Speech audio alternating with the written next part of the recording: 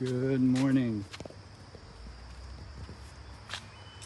So today, I just got off the phone. Every Sunday I have a call with a Swami from India.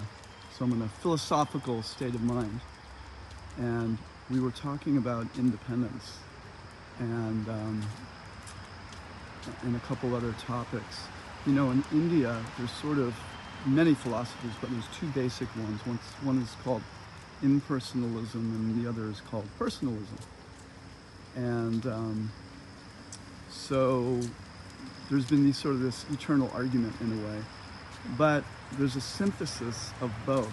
So sometimes people say everything is one, and then there's those that are more dualists, even philosophically.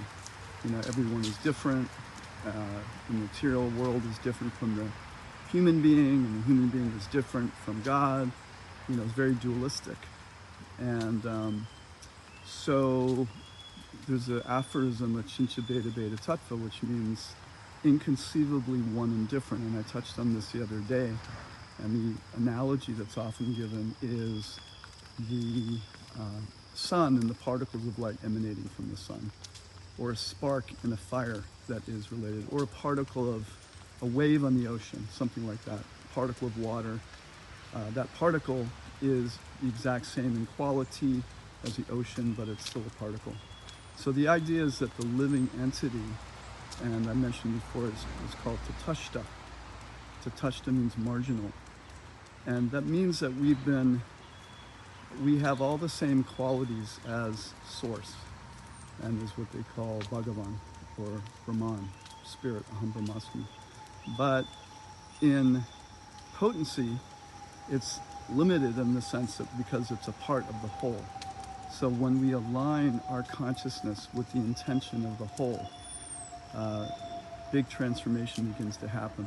But in order to do that, we have what's called independence. And the idea is that at that particle of independence, every human being has that independence.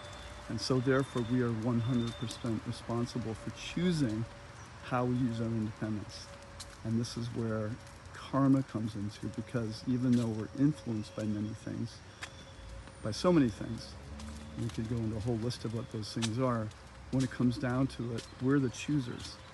And then when we choose to do those things that are beneficial for not just our body and mind, but also for our inner being, for our soul, or what's called the Atma,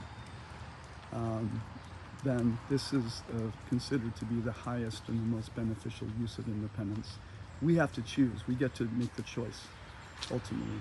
We can choose to be completely enamored and deluded by the world, scared by the world, or we can choose to go deeper and find our true self, and also find the reality and the awareness of ourself in relationship with Supreme Spirit, what people call Iman, Bhagavan, God, Yahweh, whatever you want to call it. There's many different names, millions of different names of Source. So anyway, just a little thought, Achincha Beta Beta Tattva, inconceivably one with and different. So that means we're all one, but inconceivably we all have very unique identity. And the ultimate manifestation of that identity is pure love. So love is not restricted. And when the living entity, when the human being awakens pure love in the heart, and there's a whole process for that, then we start to realize our true identity, both our oneness and our uniqueness at the same time. So, okay. Have a great day.